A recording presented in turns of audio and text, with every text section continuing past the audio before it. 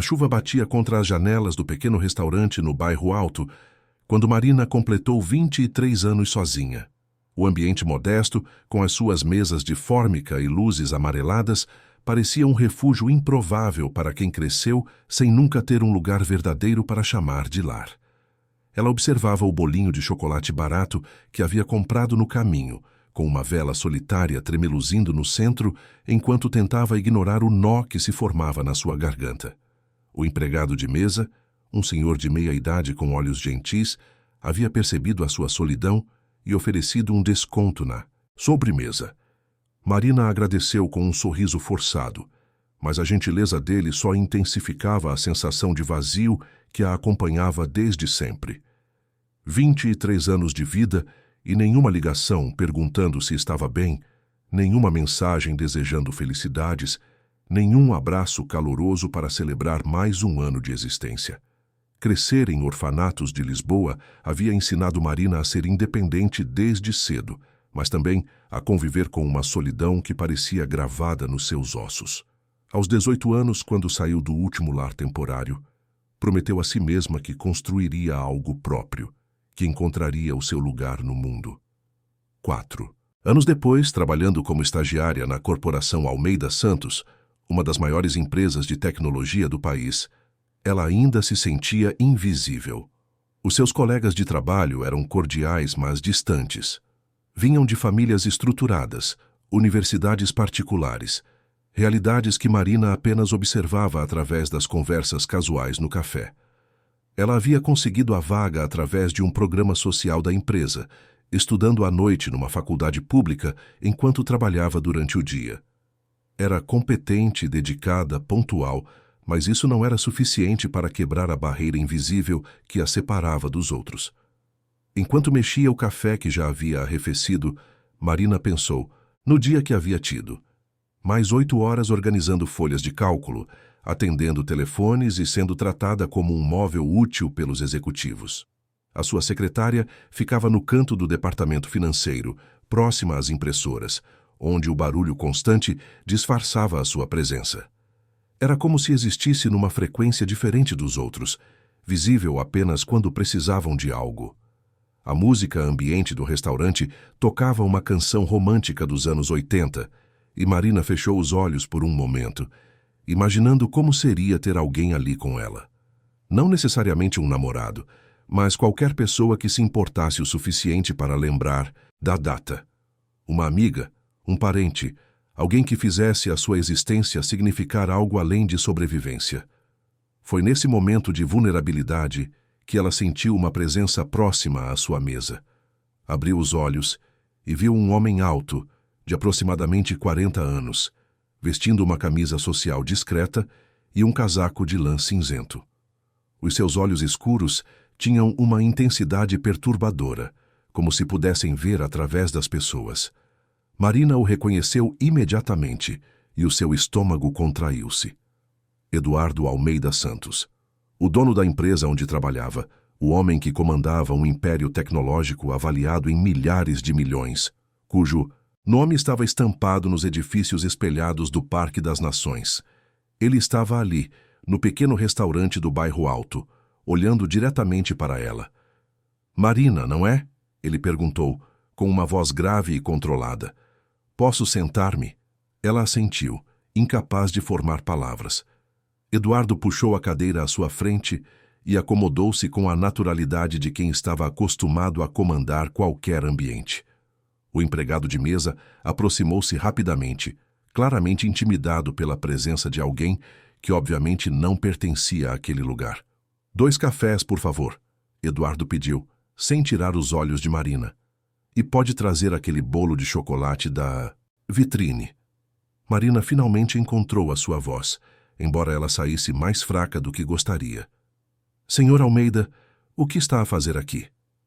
"Eduardo", ele corrigiu, "e estou aqui por si." O coração de Marina acelerou. Pensou imediatamente em tudo o que poderia ter feito de errado no trabalho, em algum erro que pudesse ter custado dinheiro à empresa, em alguma transgressão que não conseguia identificar. Os seus dedos tremeram ligeiramente enquanto segurava a chávena.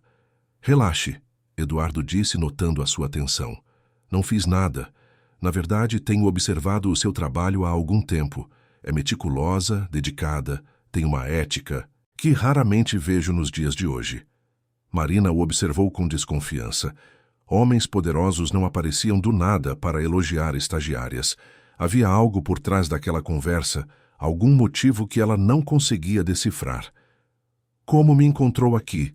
Ela perguntou. Eduardo sorriu e pela primeira vez Marina notou que havia algo melancólico na sua expressão. Almoça sempre no mesmo horário, sempre sozinha. Hoje notei que parecia especialmente triste. Perguntei à recepcionista se era alguma data especial. O empregado de mesa trouxe os cafés e o bolo, servindo-os com mãos ligeiramente trêmulas. Eduardo agradeceu com uma cortesia natural, mas a sua atenção permaneceu totalmente focada em Marina. O seu aniversário, ele continuou. 23 anos hoje. Marina sentiu as lágrimas ameaçarem transbordar. A ideia de que alguém, especialmente ele, havia notado a sua solidão era ao mesmo tempo reconfortante e humilhante. Por que se importa? Ela perguntou, com uma honestidade crua que a surpreendeu. Eduardo ficou em silêncio por um longo momento, mexendo o açúcar no café com movimentos precisos. Quando finalmente falou, a sua voz tinha uma qualidade diferente, mais vulnerável. Porque reconheço a solidão quando a vejo, ele disse. Cresci numa família onde o afeto era medido em cifras e expectativas. Construí um império. Casei-me por conveniência. Tive filhos que mal me conhecem.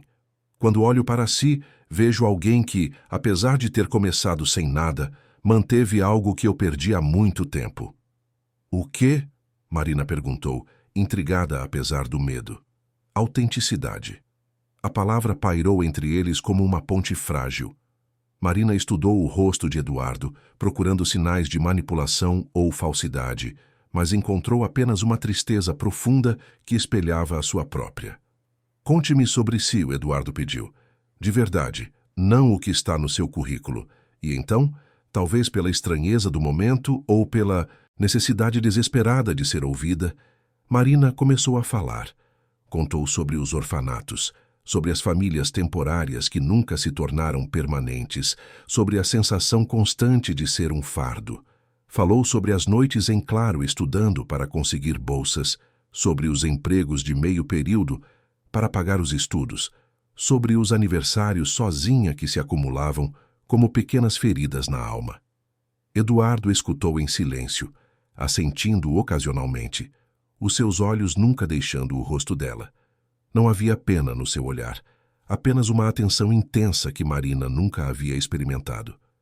Já se perguntou de onde veio? Ele perguntou quando ela terminou. Sobre os seus pais biológicos? Marina engoliu em seco. Era uma ferida que tentava manter fechada, uma dor que havia aprendido a carregar sozinha. Sempre, ela admitiu.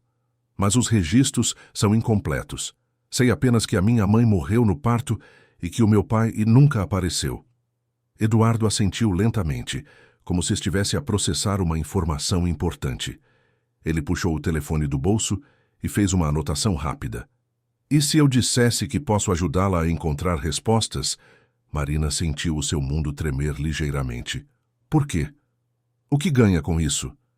Talvez a oportunidade de fazer algo certo para variar. Eduardo respondeu com um sorriso amargo.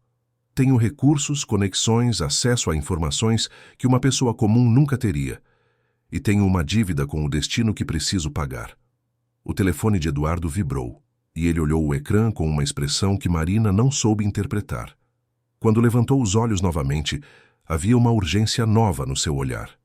Marina, preciso que confie em mim, ele disse, inclinando-se ligeiramente para a frente. Nas próximas semanas, muita coisa vai mudar na sua vida. Coisas que você merece saber, conexões que deveria ter tido há muito tempo. Mas também haverá perigos que você não consegue imaginar.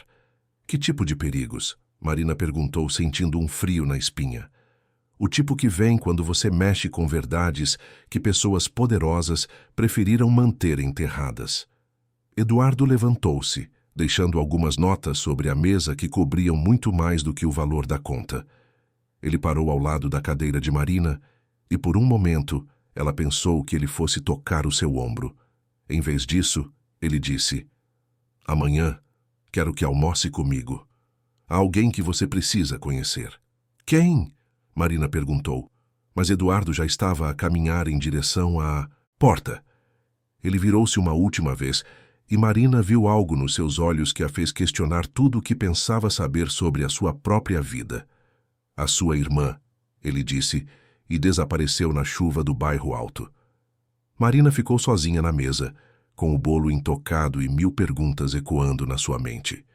A vela já havia se apagado, mas algo novo havia se acendido dentro dela, uma mistura de esperança e terror que ela não sabia nomear. Pela primeira vez em 23 anos, Marina não estava mais completamente sozinha. Mas enquanto caminhava pelas ruas molhadas em direção ao seu pequeno apartamento nas Olaias, ela não conseguia livrar-se da sensação de que a sua vida havia acabado de tomar uma direção irreversível. O telefone tocou no seu bolso e Marina viu uma mensagem de um número desconhecido. "Bem-vinda à família, irmãzinha. Mal posso esperar para te conhecer. Valentina."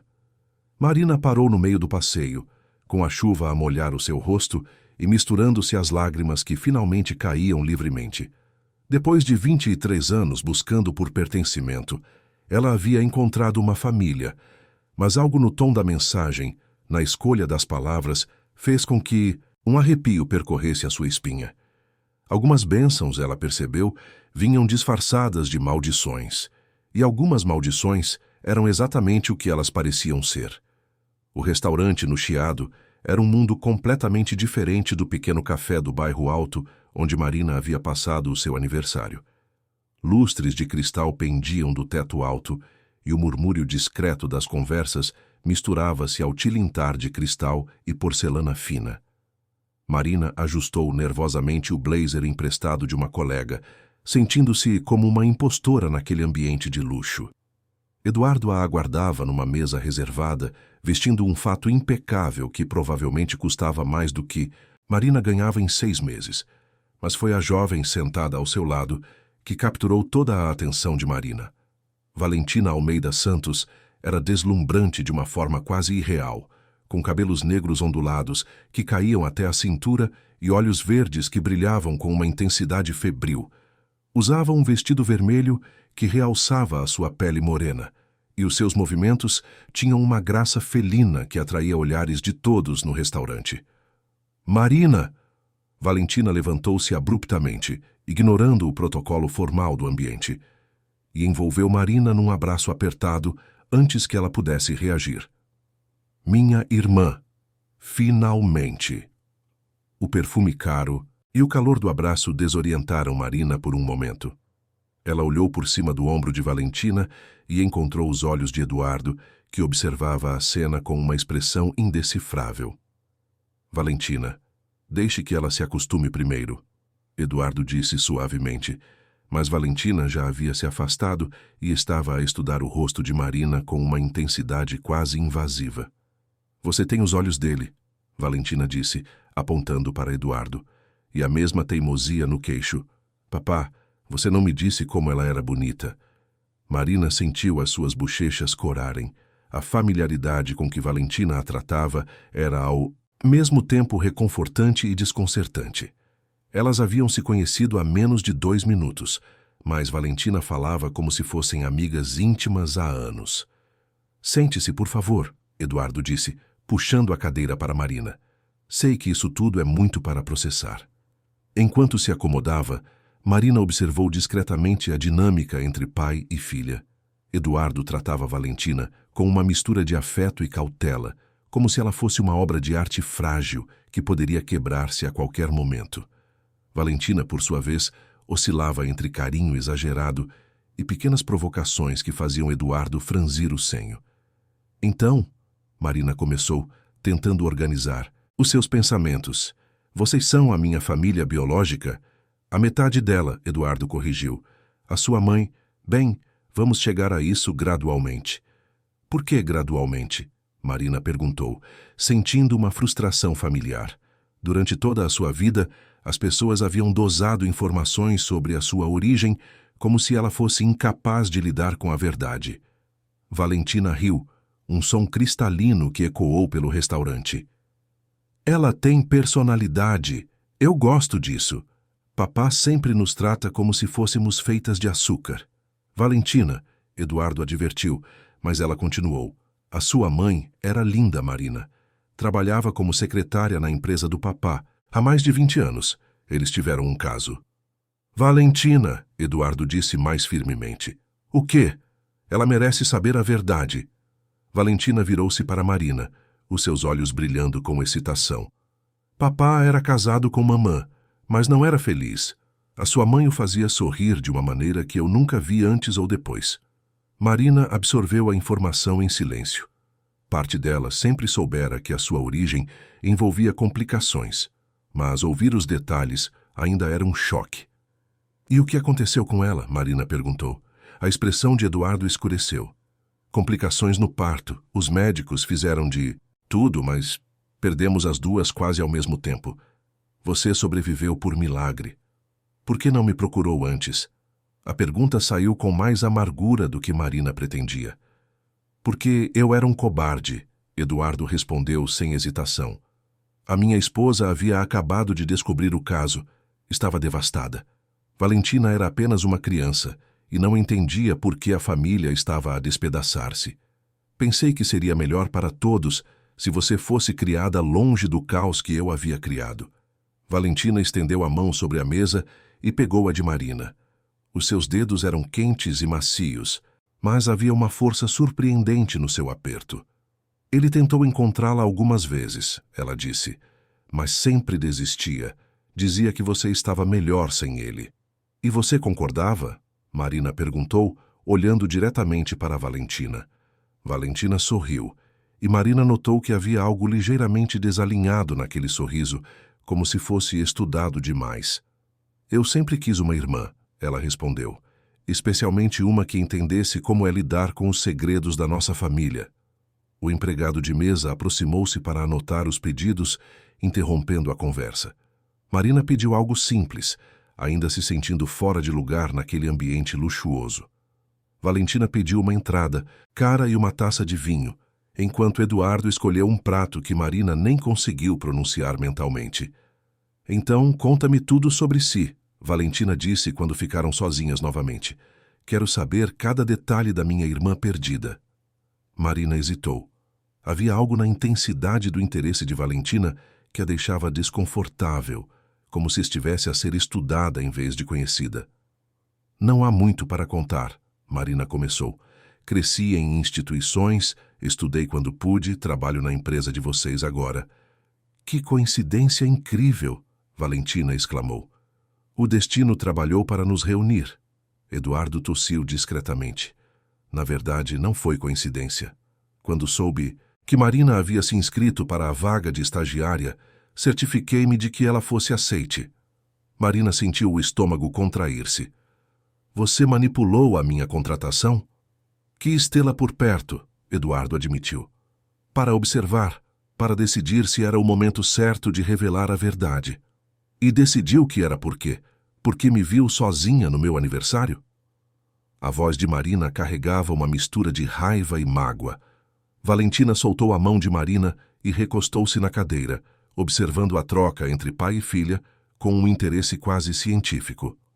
Porque a minha esposa morreu no mês passado, Eduardo disse baixinho. Cancro. Nos últimos dias ela fez-me prometer que a encontraria, que tentaria reparar pelo menos parte do dano que causamos à nossa família. O silêncio que se seguiu foi pesado. Marina processou a informação, sentindo uma mistura de compaixão e ressentimento. Era difícil ficar com raiva de um homem que acabara de perder a esposa, mas também doía saber que ela só era uma prioridade agora que as outras obrigações de Eduardo haviam se encerrado. Sinto muito pela sua perda, Marina disse finalmente. Pela nossa perda, Valentina corrigiu. Ela era a minha mãe também, lembra? Havia algo frio na maneira como... Valentina disse isso, como se a morte da mãe fosse mais um inconveniente do que uma tragédia. Valentina tem lidado com o luto de maneira intensa, Eduardo explicou, notando a expressão de Marina. Eu lido com as coisas do meu jeito, Valentina replicou, os seus olhos faiscando. E agora que tenho uma irmã, não preciso lidar sozinha. A comida chegou, mas Marina mal conseguiu comer. A tensão na mesa era palpável e ela sentia que havia correntes subterrâneas na conversa que não conseguia identificar. Marina, Valentina disse de repente, você mora sozinha? Sim, num apartamento pequeno nas Olaias. Que horror! Valentina fez uma careta.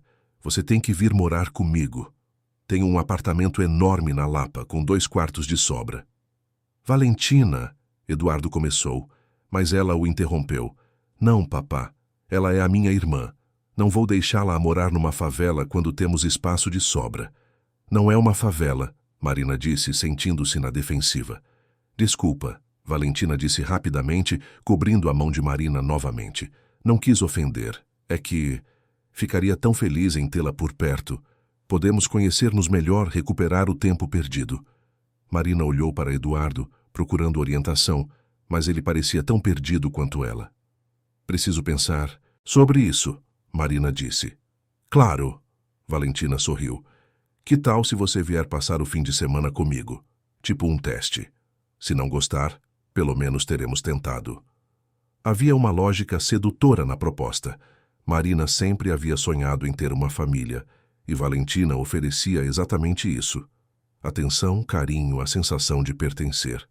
Mas algo no entusiasmo excessivo de Valentina a fazia hesitar. Tudo bem, Marina concordou finalmente. Fim de semana experimental. Valentina bateu palmas, atraindo olhares dos outros clientes. Eduardo sorriu, mas Marina notou que o sorriso não alcançava os seus olhos. O resto do almoço passou rapidamente. Valentina falou animadamente sobre os seus planos para o fim de semana.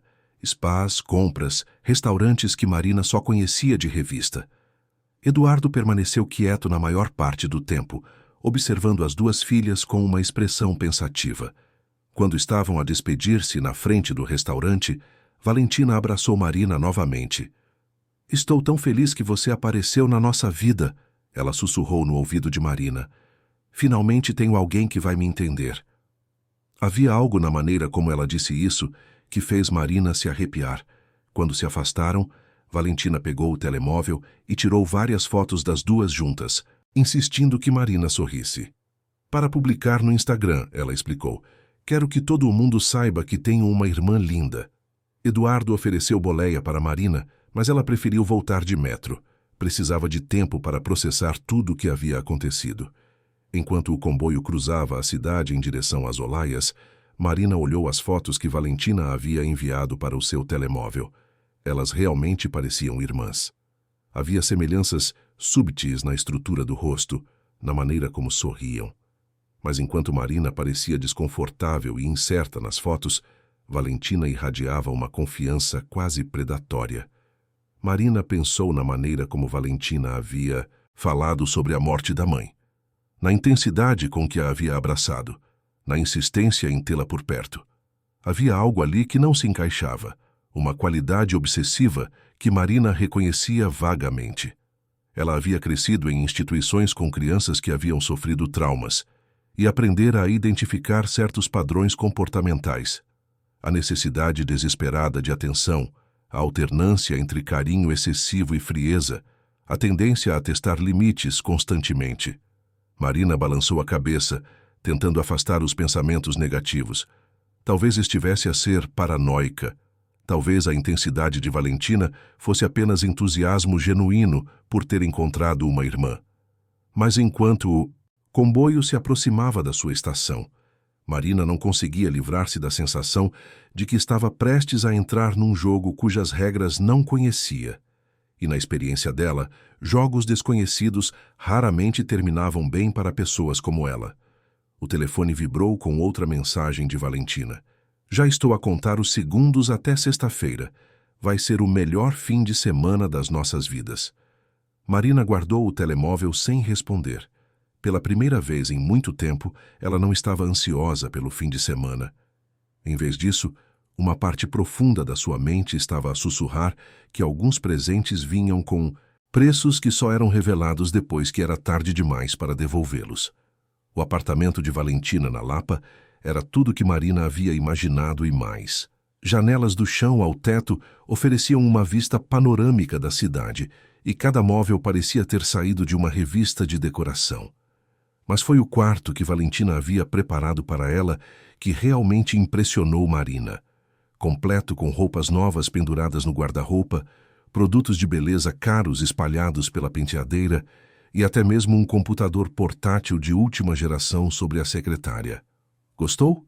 Valentina perguntou, observando a reação de Marina com olhos brilhantes. "Comprei tudo pensando em si." "Valentina, isso deve ter custado uma fortuna", Marina protestou, tocando delicadamente um vestido de grife que custava mais do que o seu salário mensal. "Dinheiro não é problema", Valentina deu de ombros. "Somos uma família rica, Marina. É hora de você começar a viver como tal." Durante as primeiras horas, Marina permitiu-se mergulhar no luxo. Valentina insistiu que ela experimentasse todas as roupas, que testasse os produtos de beleza, que se sentisse à vontade no apartamento. Era intoxicante depois de uma vida inteira de privações. Mas conforme a noite avançava, Marina começou a perceber peculiaridades no comportamento de Valentina. Ela falava obsessivamente sobre a sua vida social, mostrando centenas de fotos no Instagram onde aparecia em festas luxuosas, sempre a sorrir, sempre rodeada de pessoas bonitas. Mas havia algo vazio por trás daqueles sorrisos, uma qualidade performática que Marina reconhecia dos seus próprios esforços para parecer normal em situações sociais. "Você tem muitos amigos", Marina comentou, folheando as fotos. Valentina riu, mas o som saiu forçado. "Amigos? Essas pessoas só se importam comigo porque tenho dinheiro e conexões. Se eu fosse pobre como... Desculpa, não quis dizer isso." "Como eu", Marina terminou a frase. "Está... Tudo bem, é verdade." "Não." Valentina virou-se para ela com intensidade súbita. "Você é diferente. Você me entende porque também foi rejeitada. Também sabe o que é ser deixada de lado." Marina franziu o senho. "Mas você sempre teve tudo. Como foi rejeitada?" Os olhos de Valentina escureceram. "Papá nunca me perdoou por não ser você." A afirmação pairou no ar como uma confissão tóxica. Marina sentiu o estômago contrair-se ao perceber a profundidade do ressentimento que Valentina carregava. "Ele sempre soube onde você estava", Valentina continuou, a sua voz adquirindo um tom amargo. "Recebia relatórios sobre si, fotos, atualizações, sobre os seus estudos. Eu cresci sabendo que havia uma filha perfeita em algum lugar, que ele preferia à filha real que tinha em casa." "Valentina, eu não sabia." "É claro que não sabia." Valentina levantou-se abruptamente, começando a andar de um lado para outro do quarto. "Você era a vítima inocente, a pobrezinha órfã que precisava ser protegida. Enquanto isso, eu vivia numa casa onde o meu próprio pai me olhava como se fosse um erro." Marina começou a entender a complexidade da situação. Eduardo não havia apenas abandonado uma filha, ele havia envenenado o relacionamento com a outra ao mantê-la como um segredo culposo. "Mas você o confrontou sobre isso?" Marina perguntou. Valentina parou de andar e sorriu, mas era um sorriso gelado. "Ah, sim, muitas vezes. Especialmente depois que mamã morreu. Sabe o que ele me disse? Que estava finalmente livre para fazer a coisa certa e encontrar você." A dor na voz de Valentina era real, e Marina sentiu uma onda de compaixão por ela. Mas também havia algo mais ali, uma corrente sombria que a fazia sentir como se estivesse a caminhar sobre gelo fino. "É por isso que preciso de si", Valentina continuou, aproximando-se e pegando nas mãos de Marina. "Somos as duas vítimas da hipocrisia dele. Juntas podemos finalmente ter o que merecemos." "O que quer dizer com isso?" Valentina sorriu novamente, e desta vez havia uma qualidade conspiratória na sua expressão. "Vem comigo, quero te mostrar algo." Ela conduziu Marina até um escritório no fim do corredor, equipado com computadores de última geração e uma impressora profissional. As paredes estavam cobertas com documentos, fotos e o que parecia ser um mapa complexo das empresas de Eduardo. "O que é tudo isso?" Marina perguntou, sentindo um frio na espinha. "Pesquisa", Valentina respondeu. "Casualmente, ligando um dos computadores. Sobre o nosso querido pai e os seus negócios nem sempre legais. O ecrã iluminou-se, mostrando folhas de cálculo financeiras complexas, transferências bancárias e documentos que Marina não conseguia compreender completamente. Valentina, de onde você tirou isso? Tenho as minhas fontes, ela disse, os seus dedos dançando sobre o teclado. Você sabia que papá tem contas não declaradas em paraísos fiscais? Milhões de dólares escondidos da autoridade tributária. Marina sentou-se pesadamente numa cadeira. Você está a dizer-me que o nosso pai é um criminoso? Estou a dizer que ele é um hipócrita que pregou moralidade para mim a vida inteira enquanto quebrava a lei sempre que lhe convinha. Valentina respondeu. E agora que mamã morreu, ele quer brincar de família feliz consigo como se nada disso importasse. Mas por que está a mostrar-me isso? Valentina virou-se para Marina, os seus olhos brilhando com uma excitação febril. Porque vamos fazê-lo pagar. Por si, por mim, por todas as mentiras e abandono. Como? Transferindo todo esse dinheiro sujo para contas que controlamos. Considerem uma compensação pelos anos de negligência emocional. Marina levantou-se abruptamente. Isso é roubo, Valentina. Não posso fazer parte disso. É justiça, Valentina gritou, sua máscara de doçura finalmente caindo. Ele nos deve isso. Você cresceu em orfanatos enquanto ele nadava em dinheiro que nem mesmo declara. Eu cresci sendo constantemente comparada a uma filha fantasma que ele idealizava. Não é roubo, é reparação. Marina observou a irmã, vendo pela primeira vez a extensão total do seu desequilíbrio. Havia anos de ressentimento acumulado ali, uma raiva que havia se tornado tóxica. E se eu disser não? Marina perguntou.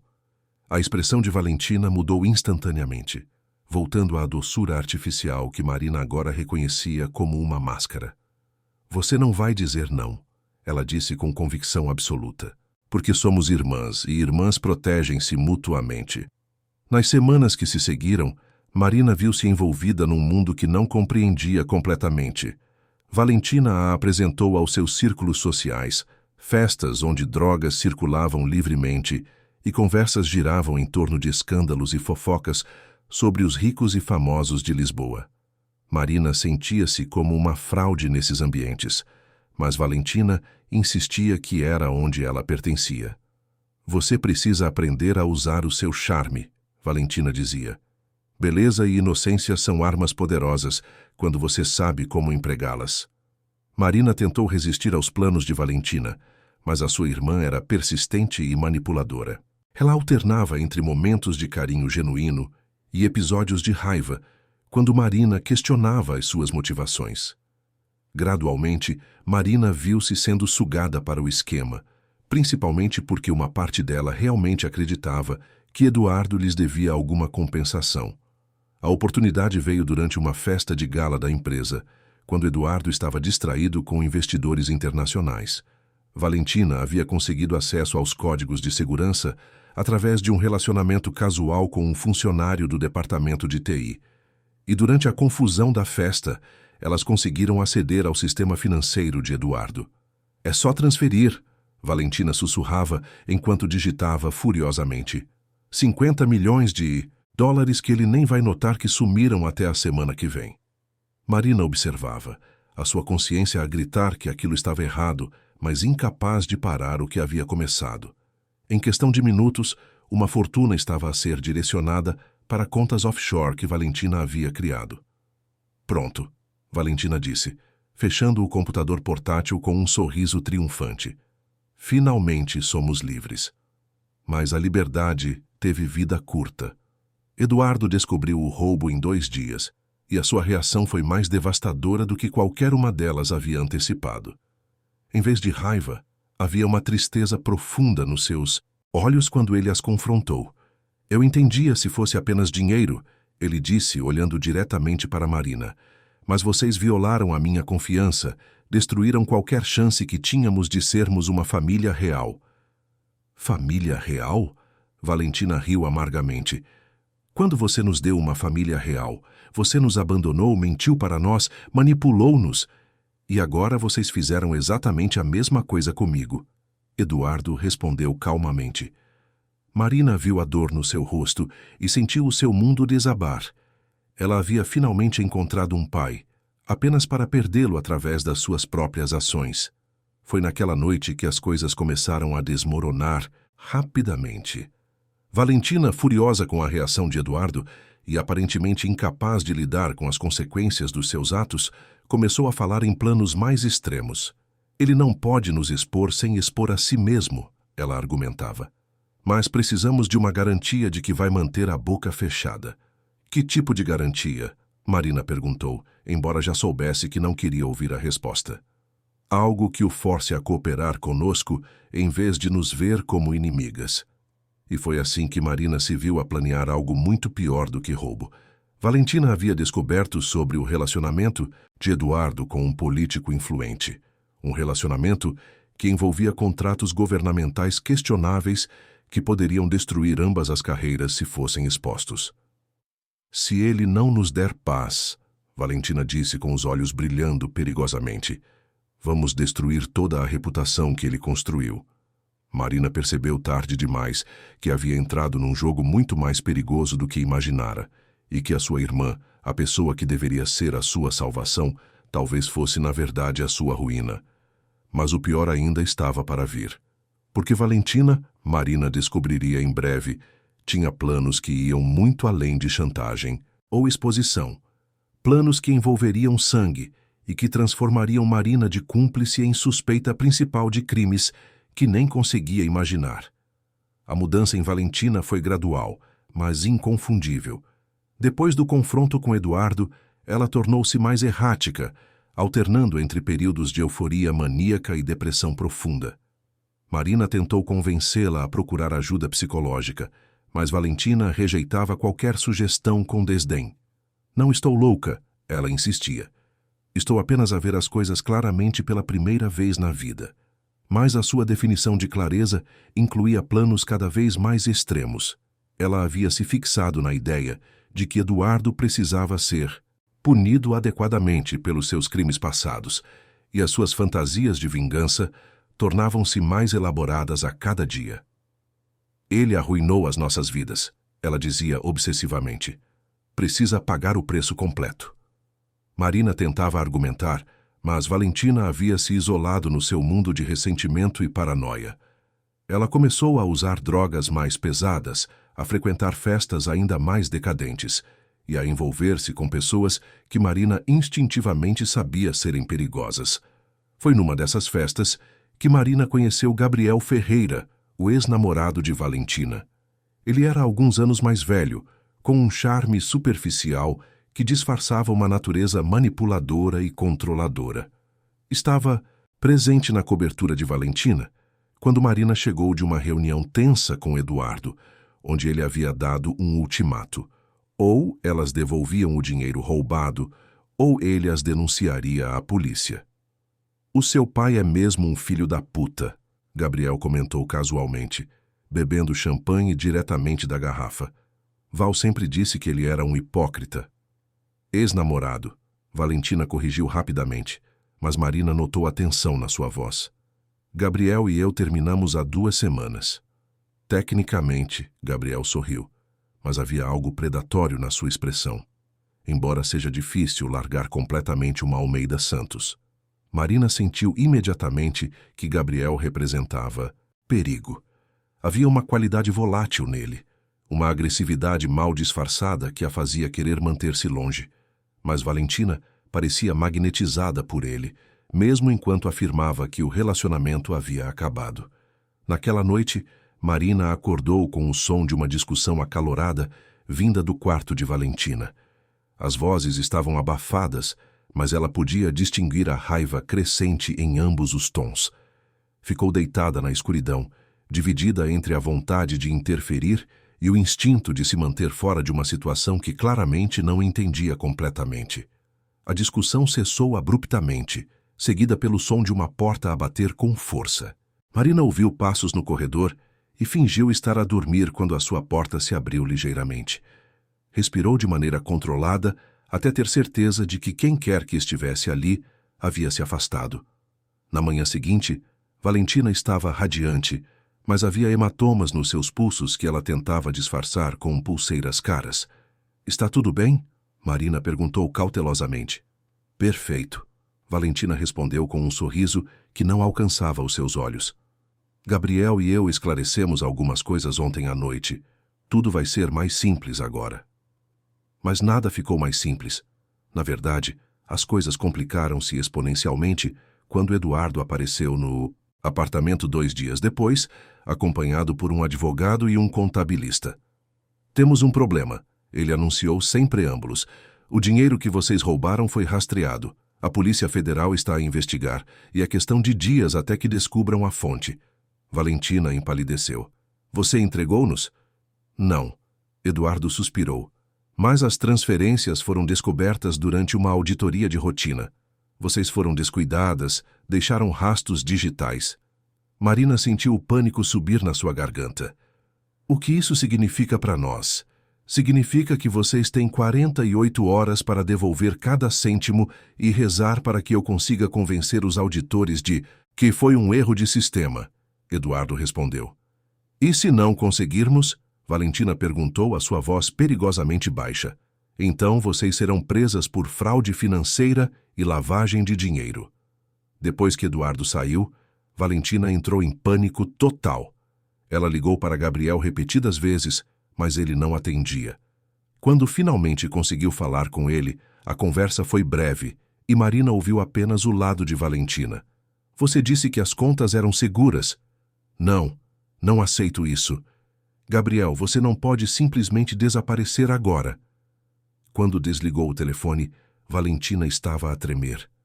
"O que foi?" Marina perguntou. "Gabriel moveu o dinheiro", Valentina sussurrou. "Disse que foi por segurança, mas agora as contas estão bloqueadas e ele diz que precisa de tempo para resolver a situação."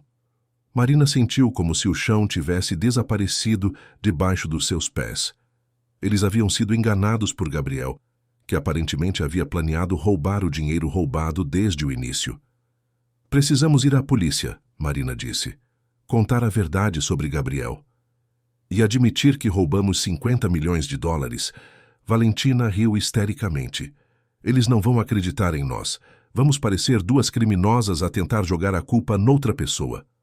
As próximas 24 horas foram um pesadelo. Valentina alternava entre ataques de pânico e momentos de fúria cega. Ela tomou uma combinação perigosa de ansiolíticos e álcool, ignorando as tentativas de Marina de fazê-la parar. "Não vou para a prisão", ela repetia obsessivamente. "Prefiro morrer a ser humilhada desse jeito." Marina tentou convencê-la de que encontrariam uma solução, que Eduardo as ajudaria, mas Valentina estava além da razão. Na noite anterior ao prazo de Eduardo, Valentina saiu para encontrar Gabriel mais uma vez. Ela estava determinada a recuperar o dinheiro, mesmo que isso significasse ameaçá-lo ou pior. Marina implorou para ir junto, mas Valentina recusou. "Isso é entre mim e ele", ela disse. "Gabriel me deve isso." Foram as últimas palavras que Marina ouviu da sua irmã. O telefonema veio às 3 da manhã. Detetive Rodrigues da Polícia Judiciária, informando que Valentina havia sido encontrada morta no pé de um edifício na região da Avenida da República. Aparente suicídio. Marina não conseguia processar a informação. Correu até o local onde encontrou Eduardo já presente, parecendo ter envelhecido 10 anos numa noite. Eles abraçaram-se em silêncio, unidos pelo choque e pela culpa. "Ela deixou um bilhete", o detetive informou. "Pede desculpas pelo roubo e diz que não conseguia viver com a vergonha." Mas algo não se encaixava para Marina. Valentina era muitas coisas: instável, manipuladora, ressentida, mas ela não era alguém que desistiria facilmente. Ela lutava, sempre lutava, mesmo quando a luta era destrutiva. "Posso ver o bilhete?" Marina perguntou. O detetive hesitou, mas acabou mostrando uma folha de papel com a caligrafia de Valentina. As palavras estavam certas, mas havia algo mecânico no texto, como se tivesse sido composto ao invés de sentido. "Onde está o telemóvel dela?" Marina perguntou. "Não foi encontrado. Provavelmente quebrou-se na queda." "E a..." Mala? Também não localizamos. É comum em casos de suicídio. As pessoas às vezes desfazem-se de pertences pessoais antes do ato. Mas Marina conhecia Valentina. Ela era vaidosa, obcecada pela sua imagem pública. Jamais sairia de casa sem a sua mala cara e o seu telemóvel, especialmente para algo tão importante quanto um encontro final com Gabriel. Durante o velório, Marina observou discretamente os presentes. Gabriel estava lá, ostentando uma tristeza performática que enganava todos, mas não a ela. Ele usava um relógio caro que Marina não havia visto antes, e a sua postura era de alguém que havia resolvido um problema, não perdido uma ex-namorada. Foi quando Marina decidiu investigar por conta própria. Ela sabia que a polícia havia classificado o caso como suicídio e não investigaria mais profundamente. Mas ela não podia aceitar que Valentina, por mais instável que fosse, tivesse simplesmente desistido. Ela começou a rastrear os movimentos de Gabriel nas semanas anteriores à morte de Valentina, usando contactos que havia feito no mundo social da sua irmã. Descobriu que ele havia feito várias transações financeiras significativas, que estava a pagar dívidas antigas e que havia comprado uma passagem para Luanda para a semana seguinte. Mas foi Lucas Mendes, um colega da empresa que havia se tornado amigo próximo desde a revelação da sua verdadeira identidade, quem a ajudou a encontrar a evidência crucial. Lucas trabalhava no departamento de TI e tinha conhecimento técnico para rastrear dados digitais. "Encontrei algo", ele disse durante um encontro discreto num café. Gabriel acedeu ao sistema da empresa na noite em que Valentina morreu. Não apenas acedeu, ele transferiu mais fundos, usando os códigos que Valentina havia conseguido. Marina sentiu o seu sangue gelar. Ele continuou a roubar mesmo depois da morte dela? Parece que a morte dela foi conveniente para Kelly. Eliminava uma testemunha e uma possível rival pelos fundos roubados. Marina finalmente entendia o que havia acontecido. Gabriel havia usado Valentina para aceder ao dinheiro de Eduardo. Depois a havia eliminado para ficar com tudo. O suicídio foi encenado para encobrir um assassinato motivado pela ganância. Mas antes que pudessem entregar as evidências às autoridades, Gabriel percebeu que estava a ser investigado, e a sua resposta foi mais letal do que qualquer um poderia ter imaginado. A explosão que matou Eduardo e feriu gravemente Gabriel foi meticulosamente planeada. As mensagens que os atraíram para o local foram enviadas do telemóvel de Marina, o mesmo que havia sido roubado semanas antes, mas que Gabriel havia mantido como cópia de segurança para situações exatamente como essa. Quando a polícia chegou às evidências que incriminavam Marina, ela percebeu que havia caído numa armadilha muito mais elaborada do que imaginara. Gabriel não estava apenas a cobrir os seus rastos, ele estava a criar um bode expiatório perfeito. Uma órfã sem família, com acesso aos códigos da empresa, motivação financeira clara, e agora evidências digitais que a colocavam na cena de múltiplos crimes. Marina estava sozinha novamente, mas desta vez não era apenas emocionalmente. Desta vez ela estava a ser caçada. A fuga de Marina durou 3 semanas, 3 semanas de paranoia constante e noites sem dormir. Lucas a havia ajudado a desaparecer temporariamente, usando a sua expertise em tecnologia para mascarar a sua localização digital. Mas eles sabiam que era apenas uma questão de tempo até que a polícia a encontrasse. O rosto de Marina estava estampado em todos os jornais de Lisboa como a herdeira assassina, uma narrativa que Gabriel havia cuidadosamente plantado através de vazamentos estratégicos para a imprensa. O esconderijo era um pequeno apartamento na periferia de Queluz, alugado por Lucas através de terceiros. Marina passava os dias analisando obsessivamente cada detalhe dos crimes, tentando encontrar uma brecha na narrativa perfeita que Gabriel havia construído ao redor dela. "Tem que haver algo que ele não conseguiu falsificar", ela dizia para Lucas durante uma das suas visitas noturnas. "Ninguém consegue controlar todos os aspectos de uma situação tão complexa." Lucas, que havia se apaixonado silenciosamente por Marina durante os meses em que trabalharam juntos, estava disposto a arriscar tudo para ajudá-la. Ele havia perdido o emprego por faltar constantemente para investigar o caso, mas não se importava. Via em Marina uma inocência genuína, que contrastava drasticamente com a frieza calculista dos crimes dos quais ela era acusada. Encontrei algo, ele disse numa noite chuvosa de quinta-feira, entrando no apartamento com uma expressão de excitação contida. Lembra que falamos sobre o carro de Eduardo ter uma câmara interna? Sim, mas a polícia disse que foi destruída na explosão. A câmara foi destruída, mas os dados eram automaticamente carregados na nuvem. Gabriel é especialista em tecnologia, mas aparentemente não sabia sobre esse sistema específico que Eduardo havia instalado recentemente. Marina sentiu o seu coração acelerar. Você conseguiu acesso aos dados? Consegui. Mais do que isso, Lucas sorriu pela primeira vez em semanas. Consegui a gravação dos últimos 15 minutos antes da explosão. E Marina, Gabriel está na gravação. Eles assistiram ao vídeo no computador portátil de Lucas e Marina sentiu uma mistura de horror e alívio ao ver Gabriel a colocar uma sacola na bagageira do carro de Eduardo, claramente nervoso, e a verificar constantemente o relógio. A qualidade não era perfeita, mas era suficiente para identificá-lo inequivocamente. Isso prova que ele armou a explosão, Marina sussurrou. Prova mais do que isso, Lucas disse, pausando o vídeo. Olha o carimbo de data-hora.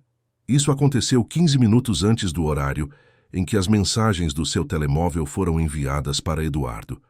Gabriel plantou a bomba primeiro, depois enviou as mensagens para atrair Eduardo para o local. Pela primeira vez em semanas, Marina sentiu uma fagulha de esperança.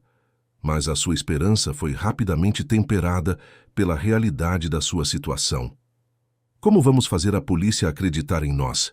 Ela perguntou. O detetive Rodrigues já decidiu que sou culpada. Vai dizer que falsificamos a gravação. Precisamos de mais evidências, Lucas concordou. Algo que conecte Gabriel diretamente à morte de Valentina também. Foi então que Marina se lembrou de algo que havia ignorado em meio ao trauma das últimas semanas. Na noite antes de Valentina morrer, ela havia mencionado que Gabriel tinha uma chave reserva do apartamento de Valentina, algo que ele havia insistido em manter por segurança quando ainda namoravam. Se ele ainda tem a chave, Marina raciocinou, poderia ter voltado ao apartamento depois da morte de Valentina para pegar evidências incriminatórias, o telemóvel dela, a mala, qualquer coisa que pudesse nos prejudicar. Lucas assentiu. E se ele guardou essas coisas em vez de se desfazer delas, podemos encontrá-las. Investigar Gabriel requereu semanas de observação cuidadosa. Eles descobriram que ele havia se mudado para um apartamento luxuoso na Estrela, claramente financiado pelo dinheiro roubado que agora controlava completamente. As suas idas e vindas seguiam um padrão previsível. Ginásio de manhã, almoços de negócios à tarde, vida social intensa à noite. A oportunidade veio quando Gabriel viajou para Luanda por 5 dias, aparentemente para finalizar as transferências dos fundos roubados para contas mais seguras. Lucas havia aprendido técnicas de invasão eletrônica através de tutoriais online e conseguiram desabilitar temporariamente o sistema de segurança do edifício. O apartamento de Gabriel era uma exposição de riqueza mal adquirida, arte cara, eletrônicos de última geração, vinhos importados que custavam mais do que Marina ganhava em um mês. Mas foi no escritório que eles encontraram o que procuravam. Escondidos num cofre disfarçado atrás de um quadro, estavam o telemóvel de Valentina e a sua mala, junto com documentos que revelavam a extensão total dos crimes de Gabriel. Havia registros detalhados das suas manipulações financeiras, incluindo planos para incriminar Marina desde o início. Meu Deus! Lucas sussurrou enquanto folheava os documentos. Ele planeou tudo isso desde antes mesmo de vocês roubarem o primeiro dinheiro. Marina estudou um caderno, manuscrito que parecia ser um diário pessoal de Gabriel. As entradas revelavam a sua psicopatia de forma crua e não filtrada. Ele descrevia Valentina como instável demais para ser uma parceira confiável a longo prazo, e Marina como a suspeita perfeita, órfã, desesperada por aceitação sem aliados poderosos.